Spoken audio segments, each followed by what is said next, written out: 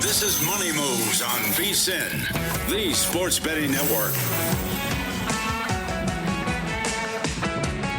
Locked and loaded on a Tuesday as we welcome you into Money Moves on VSiN, the sports betting network, Sirius XM channel 158, iHeartRadio, YouTube TV, wherever you're watching or hanging out with us. Thanks for joining us. We will be busy over the next 2 hours as we are here, circa Resort and Casino, each and every day. Where we are. What's up, dude? How are you?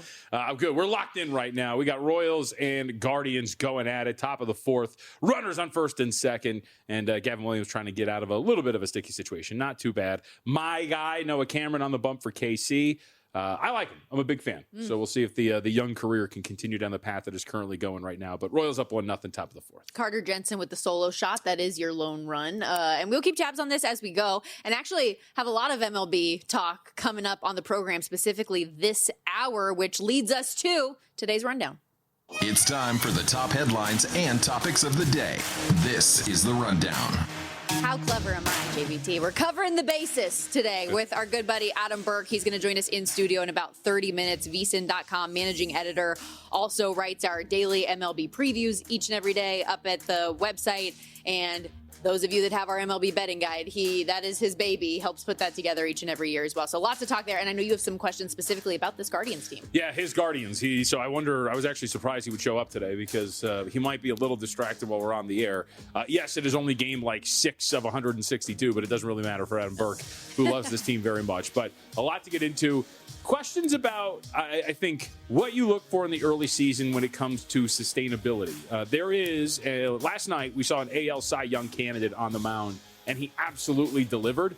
But you do wonder if what he's doing is sustainable over the course of a larger sample size. We'll tell you who it is and the answers to those questions when Burke joins us here in 30 minutes. Also, speaking of just getting a gauge on what these teams do, the Dodgers, hot start. The Red Sox, a weak start. Some of these teams that maybe there are early reactions to, how valid are they or not. Who's the AL Cy Young candidate, Stormy? It's a tease. We're not getting into it. You're not going to try to guess it? We're not getting into it. We're not getting into it. It should be a very easy answer, but that's fine. As usual, we'll also get into the NBA and NHL, the cards that we have coming up today. We'll talk through what happened to Victor Wembanyama last night. But it's a big Masters week as well, a tradition unlike any other. Excited to have Christopher Powers on the program coming up in hour 2 to help us break down the field. We'll also get into some of the expanded markets that are available and, of course, our thoughts and angles for who will walk away with the green jacket come Sunday. I admitted something today on Pod to the Futures, which will be out a little bit later. I can truly tell you that before I looked it up afterward, would not be able to identify what an azalea actually is. I thought it was a bush. It's a flower. Yeah, I thought it was the bush, but I guess it's a flower. But the beverage, more important. I didn't. That's what I learned today, too, when I looked it up. I didn't realize it was a beverage as well, but do have a couple of tickets already in pocket for the Masters, so looking forward to sharing those with you. You've made fun of me. My New Year's resolution did not go to plan. I have not bet on every single golf tournament since the start of the year, but it's not what you did, it's what you do moving forward that counts. And so maybe I will continue this tradition now as I have some tickets on the Masters, like a couple of guys. We'll also get into some of the course history, some of the numbers, and some really great trends for this as well that lead to one guy at the top of the board potentially being the selection. I wouldn't say that's all true, though. Kind of does matter what you did. Most areas of life. It's a matter as you move forward. With tonight also being the Champions Dinner, we'll give our evaluation of Rory McIlroy's menu, maybe some thoughts on what should have been. But we're going to kick things off the way, of course, we have to, coming off of the national championship last night. Hail to the victors. Michigan wins its first national title in college hoops since 1989. Do not cover, however, that 6.5. The total falls under. Michigan now, JVT, just the third team in the last 30 years to win the title, but not cover the spread. And we gave out those numbers multiple times yesterday. I know you heard it on multiple shows across VSiN yesterday as well. The UConn cover numbers going into yesterday, 18-1, make it 19-1 ATS, what they have done over the course of the last 2 years. Yeah. 3 years. No, of course. I mean, look, Hurley deserves a ton of credit. He's been nails in the NCAA tournament. And it goes back to something that I always like to say. I try to strike a balance when it comes to analyzing things, looking at how we're evaluating these teams. And so I like data a lot. I like numbers. We've talked about that a lot. But I also do like to point out at times that there is a human element to this. And sometimes people just step up in pressure situations. They know how to handle these situations better than most. And it is hard not to point to Hurley as being one of those guys that can do just that. In the NCAA tournament, he's been fantastic. So again, he stays inside of this number. His team is extremely competitive against a dominant Michigan team that looked like at one point, Stormy did look like maybe in the second half they were going to start to distance themselves and potentially cover up by 9-10 in that range, somewhere between like the 5-minute mark of the second half. But they hold on to at least cover. They've been competitive, and it's not 3-4. Still, though, man, to make it to 3 out of 4 national championship games, to win 2 of those things, Hurley's been absolutely dynamite, and I would expect that every year you have to think that he is going to have his team ready to go. And the other 2 that they fell out, they lost to the eventual national champion as well, so pretty good company with what they've been able to do historically under Dan Hurley. Also, I just want to say, in terms of, before we get into how great this all was for Michigan, this was the perfect type of a game that UConn wanted, you would imagine, on paper, right? Like, we talked about the low possessions. We talked about keeping this lower scoring, being able to see if they can hold Michigan back shooting. All of those things happened, and Michigan still won the game, which I think is such a testament to what the Wolverines have been able to do. Yep, 65. The 65 possessions that you're talking about. The one thing that doesn't work, though, for UConn, which is why they ultimately lost the game, the way the game was officiated. We talked about this a little bit yesterday, but the fact that you can get to the free throw line 28 times if you're Michigan. I mean, that's a really big deal that ultimately makes a difference. And good for them, too, because I don't know about you. I watched a lot of college basketball games this year in which a college team could not hit free throws to save their life, especially here in the Mountain West. And 25-28 for Michigan when they got to the free throw line. A really, really good job. And Elliot Cadeau, who eventually won Most Outstanding Player, to go 8 of 9 at the free throw line. A very big deal after an okay day from the field. And for a team like Michigan has not been a great free throw shooting team throughout the course of the season. So for them to be able to do that, I think was significant. You mentioned it, 25 of 28 from the line, also 36 points in the paint, which is the most that UConn allowed in a game all tournament. So 61 of their 68 points came in those 2 ways. Were you surprised about the Most Outstanding Player? A little bit. Not really, though. I thought so. Cadeau because the thing that threw me off is, again, so we always ask a question. If you look it up, there's multiple different explanations. Is it just Final Four or is it the whole entire tournament? Most say it's just the Final Four for Most Outstanding Player. Cadeau in the first game against Arizona, he turned the ball over 6 times. He was just 5 of 17 from the floor, so I didn't think he was great.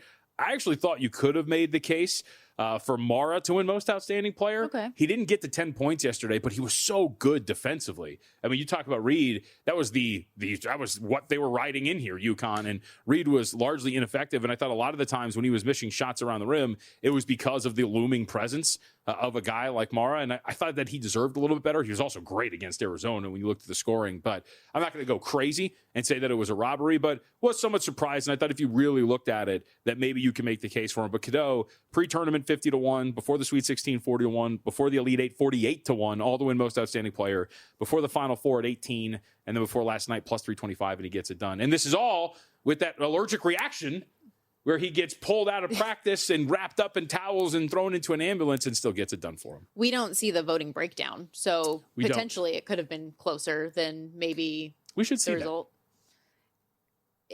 Why don't they do that more? I don't know. I mean, we get it all the others, but I guess maybe here we don't get to see it. But unless I missed it, because I would say that, yes, I would like to see it. I would just be curious. Again, I don't think it's like some robbery or anything, but I thought if you really evaluated the way Mara played defensively, that he deserved a little bit more credit and probably could have won the award. And with you saying, too, him only having 10 points, it was just a poor shooting day, period, for Michigan. Yeah. It was one of their worst of the entire season. They didn't make a single 3 in the first half, started the game 0 for 10, ended up just 2 of 15. They're 13.3% there. 5th worst from 3 in a national championship game, period, and 2nd worst by a team that won it. Also just 15% outside the paint, period, after shooting 43% outside the paint the previous 3 tournament games. So many things that they had done so well. Credit UConn, they did hold them back from, but it wasn't their day, and even with it being an off day, still end up winning the national title 69-63 in all. When you look at the tournament run altogether, JVT, one of the more dominant ones, you're going to see 5 games throughout this NCAA tournament with 90-plus points most all-time. Yep. They average 90.2, 4th most all-time, and the 541 total 3rd most all-time. How about Lendeborg at halftime? Very honest, very transparent. Would you love an interview like that at halftime? Yes, that's one of those things, JVT, where everybody's like, why do we do these? They're so worse. You never get anything. Those moments are like what makes it valuable. I'm laughing because on the latest edition of Pod to the Futures, Mitch Moss may have said something along those lines, to which I responded, shout out to my colleague, Stormy Buonantony, who does that on a regular basis. Thanks, Mitch. Appreciate it. To which he very much, he kind of backtracked a little bit after that. But I agreed, actually. I mocked your career and thought that it was a fruitless endeavor every single time you roll out there. What a guy. The quote, I feel awful. I'm super weak. I can't make anything. I played super soft in this half. It's good. It is. But I'm saying, like, it might be, I don't know, what would you say the hit rate is? 15% of actually getting something like that? Truly, like actually like a candid? A true, honest. I mean, you would have the better answer. you would have the more accurate representation. That seems high, actually, to be honest with you. Really? I don't think it's that bad. Yeah. And oftentimes you do get something that's, at least in my experience, something that is valuable and can push forward into the game. It's not always just a cliche, except for in hockey. That's a little bit rough. It is cliche central. Those intermission interviews can be a little bit brutal sometimes. But speaking of Yaxel, though, he, in the first half, misses 5 threes, had just 4 points, 2 fouls early, no assists, no rebounds, no blocks, no steals. Like, he was very accurate, I think, in his description of how he had played early on, but he was gutting through it and ended up having a better second half. Yep. And now Michigan is 12-1 to win the title next year over at DraftKings. Second choice on the board, only behind Duke. Florida 14, Arizona 15, Kansas at 16, as is Michigan State. Illinois, Houston, Arkansas, and Texas Tech all at 18, and then UConn at 20-1. Duke, I'm curious to see ultimately who they're going to bring back, because as you mentioned, they are the betting favorite here early. Like, what happens to Evans and Ngongba, Sarr? Do they end up coming back? Obviously, we know Cameron Boozer is gone, but they bring in some really highly touted recruits, including a top 5 recruit in Cameron Williams, coming in next year. So there's a lot of high expectations there. North Carolina. Same thing for Michigan. Yeah. Michael Malone, what you going to do, buddy? Yeah. Anything stand out to you early? It stands out that it's April 7th. Which means? Which means, am I tying up my money here on April 7th for a year? Shout out to one of our guys who tweeted this for the Pod of the Futures. He had one on Michigan from last April. Boom. 30-1. Also, as we had all of the conversation about the construction of Michigan's roster out of the transfer portal, first team to have all 5 starters coming out of the portal. Today, the portal opens in college hoops. Okay, we got to step aside. We'll be right back on Money Moves.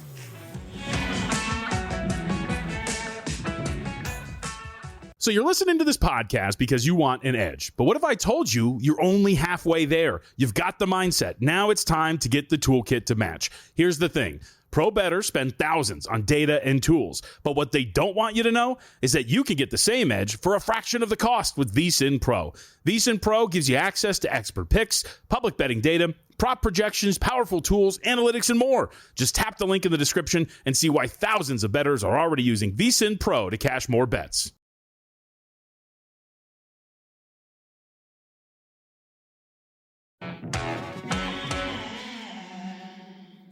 You're watching Money Moves here on VSiN, the Sports Betting Network.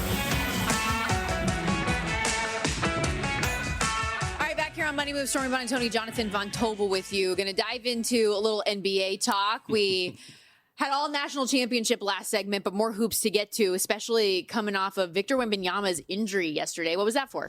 Just excited. It's the last week of the regular season. I think that a lot of people have been bitching about the quality of the NBA because they have nothing else to talk about. The reality is, yes. Tanking teams. Yeah, like there are tanking teams and there's lots of blowouts. But I mean, I don't know about you, but as I've said before, you and I sat here on many a live bet Sunday near the end of the year and watched a lot of garbage football teams near the end of the season.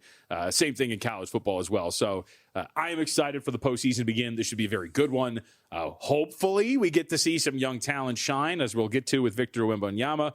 And I called my shot earlier today on our podcast, which I will again call here when we get to it. So okay. Pod to the Futures, by the way, for inquiring minds. You can get wherever you get your podcast. But let's go to Wemby here, because the Spurs obviously are a team that I think has high expectations going into the postseason this year with everything that Wembanyama has done.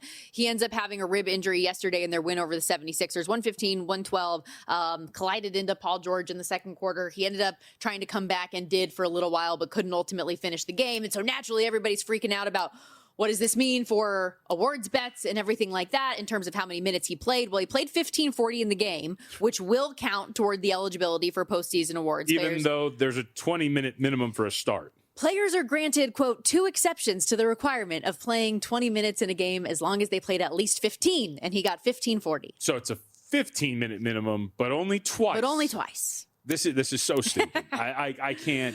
But then if he had played 14-59, then that wasn't going to be enough. Needed one more second. I mean, you say what you want about the 65 games. I think it's fine. I actually kind of agree with the premise that it's been working. Stars have been trying to play through stuff, and they've been playing more. So, people just want to complain about the NBA.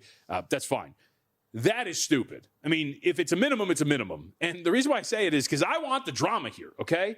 He is the massive favorite to win Defensive Player of the Year. Yes. And so if he is stricken from the record, then now we're talking about something legit where it's probably Chet Holmgren who's going to win it. But still, you get the drama of what the hell is going to happen with that award. First team All-NBA becomes something that's absolutely fascinating what's going to happen. So I would like to see it. I don't think, just judging by the reaction coming out of San Antonio, reading some of the quotes, that this is going to be something that bleeds into the postseason.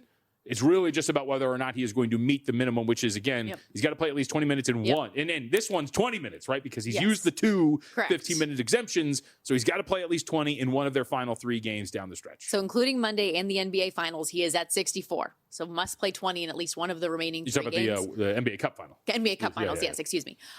Mitch Johnson did say after the game that they didn't really have a firm update on severity, but I think that you would expect, especially with the way that he has been pushing to play, right? And there is a desire to win Defensive Player of the Year and other things that we will ultimately see it. But to your point, it's a great question because if he can't and he wants to make sure that he's ready to go for the postseason when we get here, and he is very clearly the Defensive Player of the Year, but you don't give him that award because of the threshold, it's a fascinating exercise to see how that would play out. Also, how about the Nuggets last night?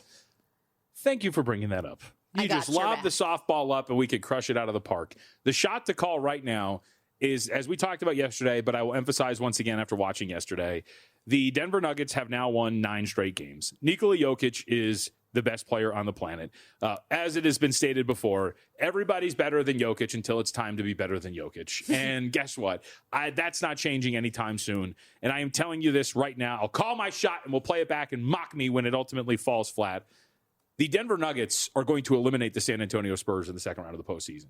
The Spurs, as we talked about yesterday, want absolutely no part of this team. Jokic has outplayed Wemby in the times that they have played against one another. We saw it most recently, of course, over the weekend. But this Nuggets team is dangerous. They are experienced. They have made this run before. And I think that nobody really wants to see this. And I think we're looking at a Western Conference Finals that will be Oklahoma City and Denver when all is said and done. And that's why the bracket breaks down. And by the way, it's the bad news for San Antonio. Not only the injury to Victor Wembanyama, but the injuries to the Lakers have caused the Lakers to slip down to 4. So that means that the Nuggets right now with a half-game lead over Los Angeles with a few to play, if they win their first round series, which at this point would be the winner of the 7-8 matchup between the Suns and the Clippers, then that's going to be, unless it's the Clippers, that is a series that the Nuggets will win and then move on to face San Antonio. Should the Spurs, or excuse me, I said 3-7, 3-6, excuse me, that'll be Minnesota. San Antonio will play the winner of Suns and Clippers.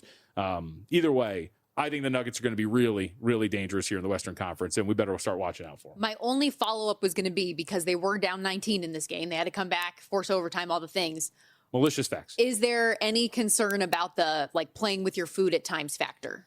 I don't think so. I think you were also, it was one day off, but you were coming off of a tough game against San Antonio, one day off. You play a Portland team that has been playing and punching above their weight all season long, a very important game for Portland. Remember, we had hit on this yesterday where they're trying to make their own way, at least in terms of the seeding right now for the play-in. They're only a half game back from the Clippers, who are that 8, and that matters, right? 9-8. You get into that 8 spot, you get 2 cracks at it, because if you lose that first one, then you get to play the winner of the 9-10 matchup. So Portland moving up is very important, and I think that was probably a little bit of what you saw yesterday too. Over this 9-game win streak for Denver, which, by the way, if they do get to 10, that'll be the longest win streak that they have had for the franchise since 2013. They have not been able to get that double-digit number on a streak before. But over the 9-game stretch, it's the Grizzlies. It's the Grizzlies next. They close the season with OKC and San Antonio after that. But beginning on March 30th, leading the league in scoring while committing the fewest turnovers in that time, second in three-point field goal percentage in that time, and third in assists. So offensively, they've been doing everything right, it seems. Looking toward today, we do have a pretty large slate here. Anything that stood out to you? Obviously, we'll go through a handful of these later as well, but anything off the top you want to hit? Yes. Is it too easy? So let's talk about my Clippers for a second, but mostly their opponent. Is it too easy to just sit here and say, and I think we've seen a little bit on the network here too about this, should we just be playing over points, rebounds, and assists for Cooper Flagg the rest of the way? Yes. So Cooper Flagg over the last 2 games. Or at the very least points and ladder them. Yeah, sure, if you wanted to go there. But it seems too easy. But this is there's clearly, first off, the season's over for the Mavericks, as we know. We only have a few games left.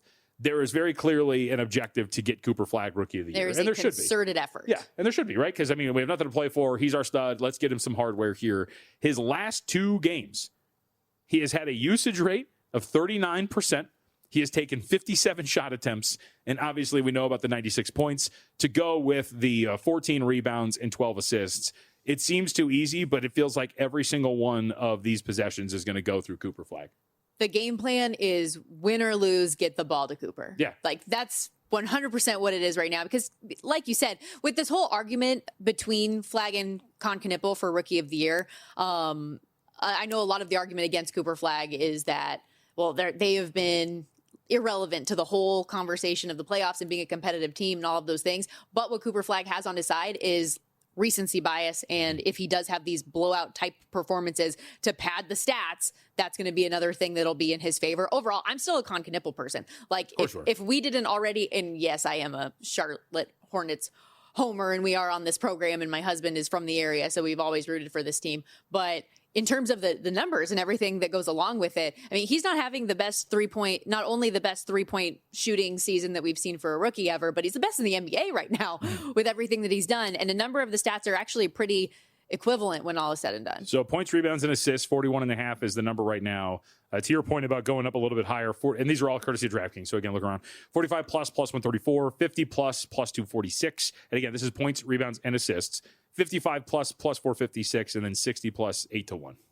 Objectively, with the Rookie of the Year market right now, I know we brought this up with Raheem Palmer yesterday, and he said that if you didn't have a bet, that he thinks the bet to be made is Knippel at the plus money price. Do you agree or disagree? So I think I would agree. Here's the interesting thing that I think is developing, and I'm going to go back and re-listen to this just to make sure I have this correct. But I believe, and I can't remember if I brought this up to you yesterday.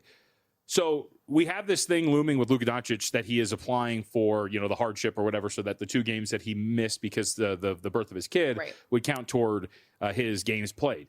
Those, according to Tim Bontemps, that is not going to be heard. That case is not going to be heard until the regular season is over and it's during the play-in week. Why that matters is, according to them, the voters are not going to get their ballots maybe until that Friday of play-in week. What I'm saying here is we might see Knippel play 2 games during that week, the Hornets, right? Win a play-in game, then maybe need to win another, or maybe he wins one more. And it might just be human nature, even though it's a regular season award, that some voters might look at that comes into play. Yeah, sure. To an extent. So I wonder how much that'll actually affect this for Knippel, because you always want to, these voters they're all group thinkers. You never want to be on the wrong side of history. And if you have 2 games where Knippel goes nuts and helps them get into the postseason, and then it's Cooper Flagg who ends up winning Rookie of the Year, this is all just speculation. You're trying to get into the heads of voters, but I do wonder if that's going to matter, the fact that they won't get their ballots until that Friday, potentially. We'll hit more NBA a little bit later on in the show. Still to come, plenty of Major League Baseball talk. We're going to have VSiN's own Adam Burke joining us in just a few minutes. Plenty of Masters talk as well, which, reminder, everything teeing off on Thursday. And the VSiN High Stakes Masters Challenge on Splash Sports is your chance to prove you know this field better than anybody. It's a $500 entry, $100,000 guaranteed fantasy tiers contest built specifically for golf bettors. Here's how it works. You draft 6 golfers, 1 from each tier in the field. Your top 5 scores count, and the lowest combined score across all 4 rounds wins.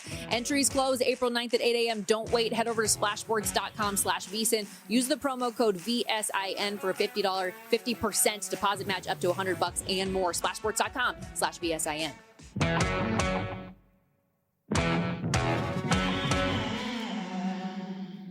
You're watching Money Moves here on VSiN, the sports betting network. National championship in the rear view, baseball every day going on, the NBA and NHL postseason upon us in short order. And guess what? The Sharp Plays is covering it all. They've been winning for 15 straight years. All of it's documented. Logs posted publicly over at sharpplays.com as well. And that kind of transparency is rare in this industry. When the Sharp Plays moves. The sportsbook take notice. Advanced AI, trusted insider intel. They find the value before the numbers shift. Respected, watch, feared. Start winning with them at sharpplays.com. Stormy, Buonantony, Jonathan Von Tobel with you. And excited to have our good buddy Adam Burke on the desk with us as well, back here in downtown Las Vegas, Circa Resort and Casino. But I am curious how much you're going to be able to pay attention with the Guardians on in your periphery. Just knotted it up. You're good luck. It's not even in my periphery. It's just straight on. So, well, they're facing a soft-tossing lefty, so I'm not surprised they only have one run. Come on now. Yeah, this is Noah Cameron we're talking about here. It's my guy.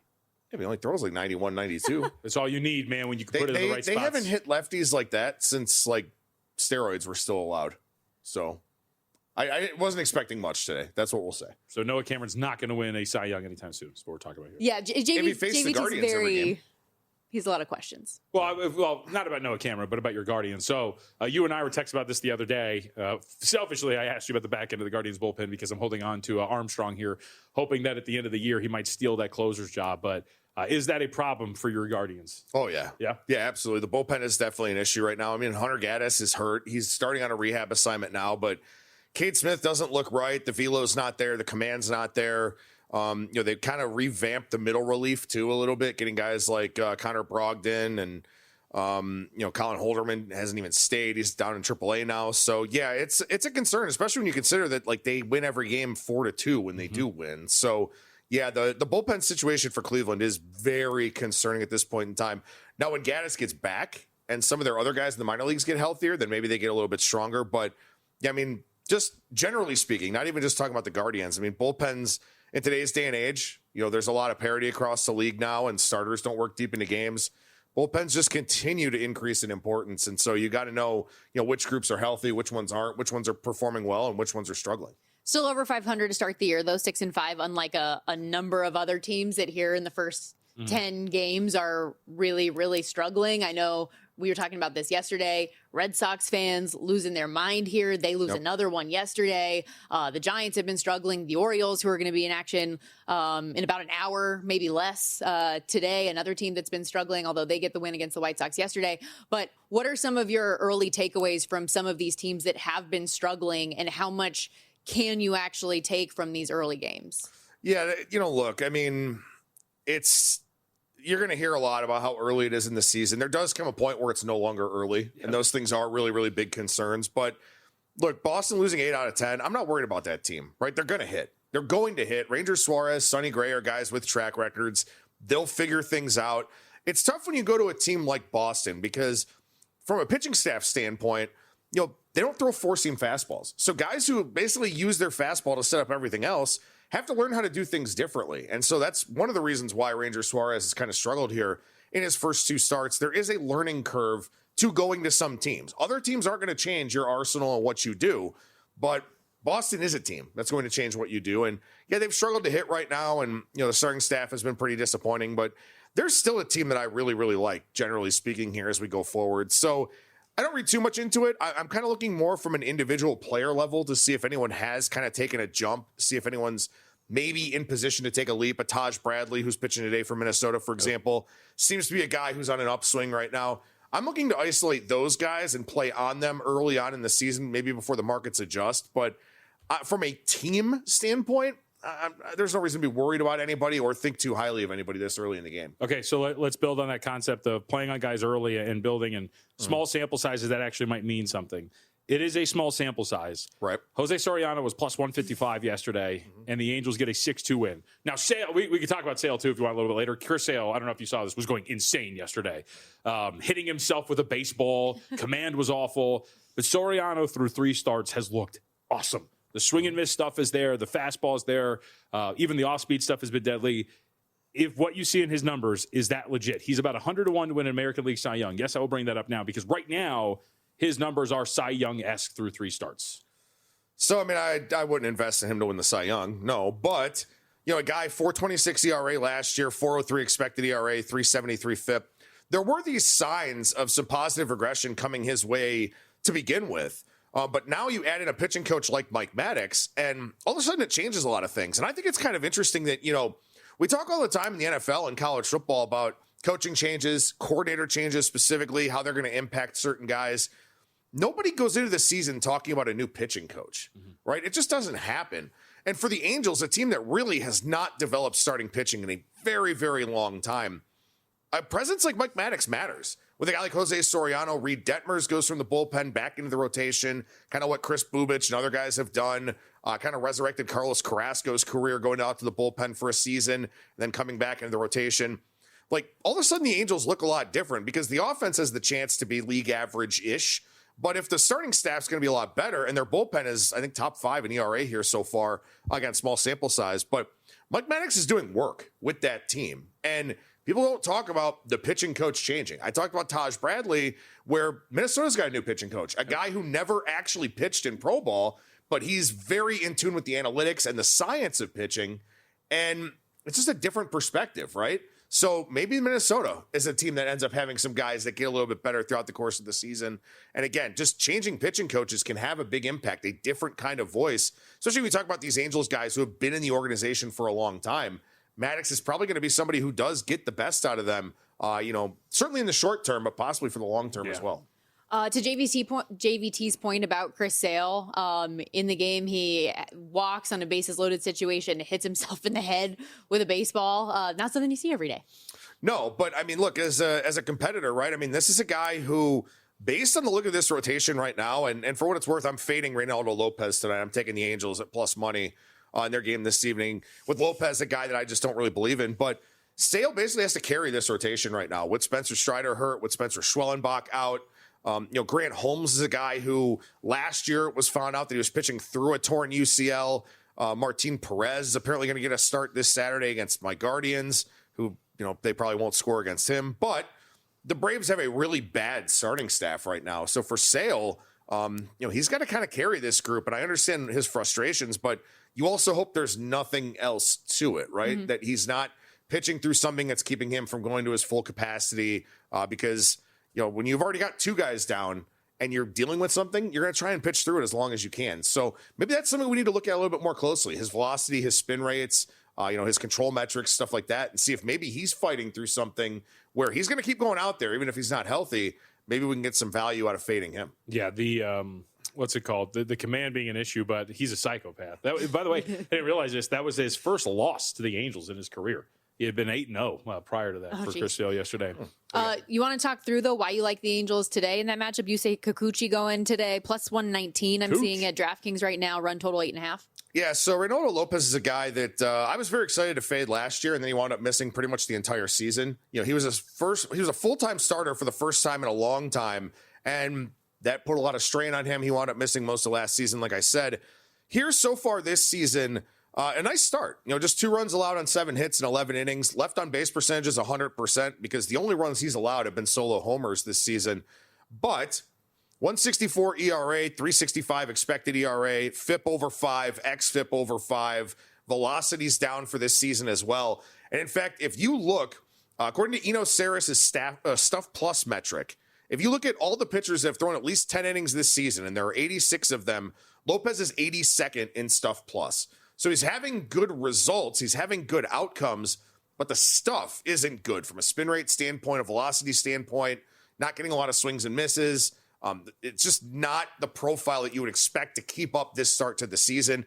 And the Angels, they've been a lot better than I expected. And again, I think a guy like Kikuchi with somebody like Mike Maddox has the chance to fix things very, very quickly when they are going awry a little bit. Kind of did that from his first start to his second start to some degree. So I think he'll keep building off of that. Both these bullpens have been good.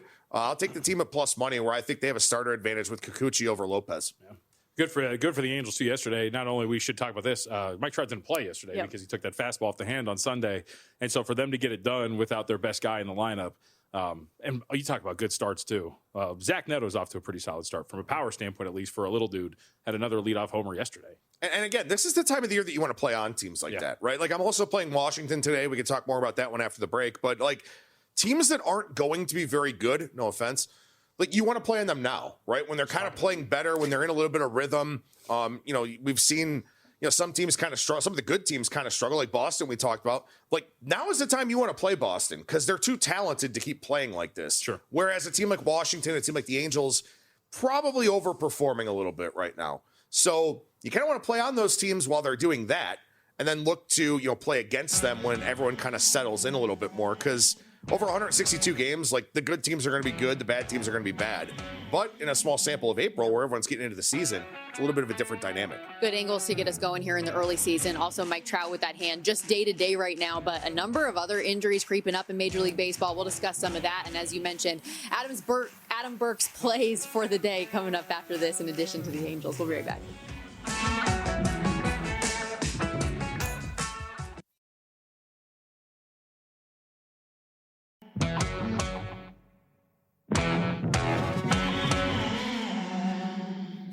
You're watching Money Moves here on VSiN, the sports betting network.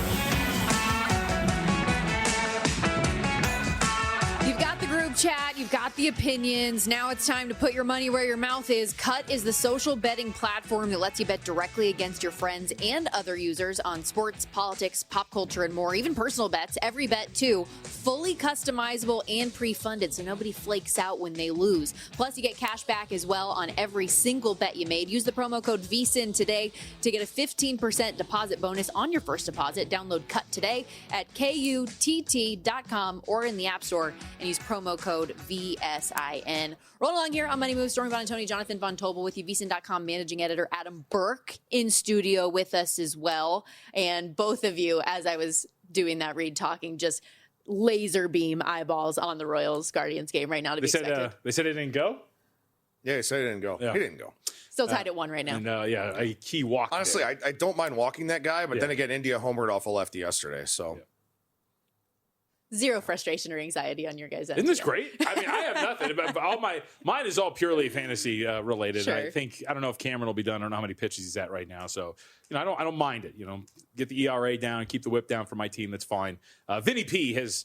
I guess he needs to play for the Italian team to find the power that I've been so desperately searching for, because Vinny Pasquantino has not been off to the start that I thought he would get to. I mean, it turns out when you're facing nothing but major leaguers every day, it's a little bit different. Yeah, unfortunately. Decent sized slate today, though, across the board. Lots more games to come. I know before the break you mentioned the Nationals being one that was top of mind for you today, taking on the St. Louis Cardinals. Minus 118 on Washington at home, minus 102 on St. Louis, total 7.5. What were some of your angles? Yeah, so, I mean, the Nationals are an interesting team for this season, right? They have a 33-year-old manager, Blake Butera. They have a 32-year-old general manager. So they've gotten young. They're experimenting with a lot of things. They've got a lot of young players, too. Again, a team that you probably want to play on early on in the season, because as things go along, teams are going to adjust to them. They're not going to be able to adjust back because they're not as talented as most of the teams that they play. So this is one where I'm kind of looking to play on the Nationals and look to fade the Cardinals here, who this really are not a good team. I mean, offensively, we weren't expecting anything from St. Louis anyway. Matthew Liberatore had a big strikeout percentage in spring training that has not carried over to the Major League season at all whatsoever. Nationals are crushing left-handed pitching here to start the year, specifically with Joey Wiemer and some of their other platoon guys. Both these bullpens are hot garbage, so we'll see what happens with that. But I think the Nationals are the better lineup in today's matchup. So instead of playing the first 5, even though the bullpens are going to be highly volatile in this one, I went ahead and took the Nationals for the full game because I'd rather get their offense 8 or 9 times instead of just 5 times here in this one. So that's why I took Washington for the full game over the Cardinals. Brady House kid, I was texting you about him yesterday. House has been really, really good for the Washington Nationals. One of the other many young pieces that they have here on the roster. All right, Texas. Can I call them our Rangers? You were high on them as well coming into the series. Yes, very much so. All right, so our Rangers, and yes, it is a big series against the Seattle Mariners. Both are off to uneven starts so far. Eovaldi's going to be out there against Kirby. Mariners a road favorite. About minus 115 here at Circa, 7.5 shaded to the under, minus 115. That price sticks out to me a little bit. I don't know if the Rangers should be dogs at home to a team that I find them power rating-wise very comparable to. Yeah, I completely agree. And this is a situation to me where, Kirby, one good start against the Guardians, pretty easy to pitch against them. One not so good start against the Yankees last time out. And I think Texas's offense is, very solid. I mean, Brandon Nimmo is a really good addition at the top of the order. They got rid of some of the dead weight in the middle of the lineup as well, specifically in Adolis Garcia, sent him, packing. And of course, he latches on with the Phillies, and we'll see what kind of year he ends up having. But I think on the whole, this Rangers lineup is better than last year's. And I think pretty significantly at that. And Eovaldi, 2 bad starts for him here so far, 2 pretty rough starts, a ton of hard contact, 481 batting average on balls in play. I don't care how much hard contact you allow, that's not going to stick around. Also, Texas's ballpark is one of the best in baseball in terms of suppressing batting average on balls in play. So Eovaldi gets to go back home. I think that's a good thing for him. Should cut down the hard hit rate, should cut down the barrel rate. Mariners have struck out a ton early on in the season here as well. But Seattle's offense has kind of been carried by the walk. Eovaldi doesn't walk anybody. So that's something that's another feather in his cap here. Kirby, very fastball heavy. You can get to that. He's not throwing the slider as much, mixing in a lot more changeups this season. So he's working on stuff. And I think Eovaldi is just going to kind of go back to the basics of what's made him successful in the past. Both of these bullpens are very, very good. So no advantage there, I don't think. But to your point, I think there's a bit of a mispricing in this game where I do like the Rangers, an even money home underdog here. With a guy like Eovaldi, when you see issues with giving up home runs, he's given up 3 in the 8 2/3 that he's pitched, but it was also at Baltimore and at Philly. Are you too worried? Are you worried about that at all in a short sample size like this? No, it's not something that worries me a whole lot, especially with a guy like Eovaldi who, typically is going to keep the ball down, right? I mean, he's a guy throughout the course of his career, really good ground ball percentage, gets a lot of swing and miss, doesn't walk anybody. Sometimes early in the season, and I remember, I think I've mentioned this before on some of my appearances, but, a guy who had a pretty decent career, about a 500 type of starter, 4.25, 4.30 ERA, Jake Westbrook, right? Pitch to contact guy, sinker ball guy. He would actually say that early on in the season, he didn't like to pitch as much because he felt like he was too strong. As a sinker ball guy, it wasn't diving as much because it was a little bit harder. So it didn't have as much time to move on the way to the plate. So he would leave the ball up a little bit more. Guys would make a little bit stronger contact against him. Maybe for Eovaldi, the 36-year-old, as he kind of does get a little bit fatigued, maybe that's going to create some more movement on both his splitter and his sinker. And so then he'll be able to get the ball down a little bit more. And I think that's definitely a possibility for him as we go forward. And again, Seattle is an offense that thrives on power. As long as Eovaldi isn't walking people and the home runs he gives up are solo shots, I'll take my chances with that. I'll take the Rangers tonight. VSiN managing editor Adam Burke joining us here in studio. Reminder, if you are a VSiN Pro subscriber, you get full access to every article that's up at the website. Adam has daily MLB articles out there each and every day with his favorite plays for every slate. We do have another game coming up in about 20 minutes here. The Orioles and White Sox going head-to-head. Baltimore snapped a 3-game skid, taking game 1 of the series yesterday, 3-2. Chicago didn't even score that lone run until the 9th inning, trying to rally. Orioles minus 150 to get it done again today with Trevor Rogers on the hill. Shane Smith going for Chicago plus 124. Low run total here, 6.5. Yeah, you got a lot of low totals here around Major League Baseball today. Some of it's because we have a lot of aces on the mound, but in other cases, it's because it's damn cold in a lot of places. I mean, they're watching their breath out here in Cleveland. What the hell? Like there's nobody there too. I walked past Gil on the way in, and Gil was like, "Oh, they're playing in the cold," and I was like, "Yeah, at least the sun's out." Because that's just what we say in Cleveland. In fact, I just got back from there where I got really good weather. I was very lucky. And the home opener weather was fantastic, even though I didn't get to go to the game because, I had to go see family and life, all those other things. Yeah. But, a lot of cold weather games here today. So not expecting a whole lot of offense. Shane Smith is a guy that I actually like quite a bit. But his starts have not been good here so far this season. He's been awful. 4 2/3, he's given up 12 runs, gave up 8 in his last start against Miami. A guy that, right now, there's some bad luck in the picture, too. I mean, 455 batting average on balls in play, 22% left on base percentage. But this is another team with a pitching coach change. They brought in, I believe, the assistant pitching coach or the bullpen coach from the Royals, Zach Bove, however it's pronounced. And he's changed around Shane Smith's arsenal quite a bit. Not as many four-seam fastballs, throwing more sinkers, which kind of looks more like the changeup. So his changeup hasn't been as effective because they have similar movement paths to him. Despite the fact that there's about a 6 mile per hour difference, they're still kind of going the same way. So if you're a hitter, you could kind of take away one half of the plate when you're facing Shane Smith. And that's what teams have done here so far. So we'll see if Baltimore is able to do that. Baltimore's offense isn't really off to a great start, but Trevor Rogers, terrific when he's healthy. Problem is he's virtually never healthy. Yep. So obviously this line is, Orioles pretty big favorite in this game. It's tough to lay big favorites sometimes in a low totaled game just because there's not a whole lot of variance that's likely to happen in that one. But Smith's been terrible here so far. So we'll see if he can make an adjustment for this start. Yeah, he's been so bad that I'm actually, and I understand weather and all that, I'm surprised the total's as low as it is. Considering he's put up some very big numbers early on, and not the good kind. I mean, the White Sox are a really, really poor offense too, which is definitely part of it. I mean, they've hit 10 home runs on this season, but they're only batting 209 as a team and have struck out a ton too. So, and look, I mean, again, a lot of these early season games because of the weather are going to have those totals of 6.5, 7, 7.5. Like there's a 6 today in Pittsburgh with Nick Pivetta and Paul Skeens. It's going to happen, early on in the season here, but. doesn't necessarily mean that the game's definitely going to go under just because it's cold. You know, I mean, it's going to keep fly balls from carrying, but ground ball guys, balls are still going to find holes. So, you know, you don't just want to take the weather and go, oh, this is a dead under. Not always going to be the case. Before we get out of here, because you mentioned that pitching matchup, any other games that just intrigued you or pitching matchups that caught your eye you didn't end up on a play with? Every game intrigues me, Stormy. That's true. That's just the nature of the beast for me. No, you know what? I want to talk about something else here for a second, and that's our Masters coverage over at VSiN.com. So I know that you guys did the read before I came on for that Splash Sports contest that we have, the High Stakes Masters Challenge. Our friends over at Team Rankings and Pool Genius sent us over some strategy tips, also a discount code for some of the tools that they have for that type of contest. Wes Reynolds put up his player profiles late last week. His preview probably up now. I know we got it here this morning.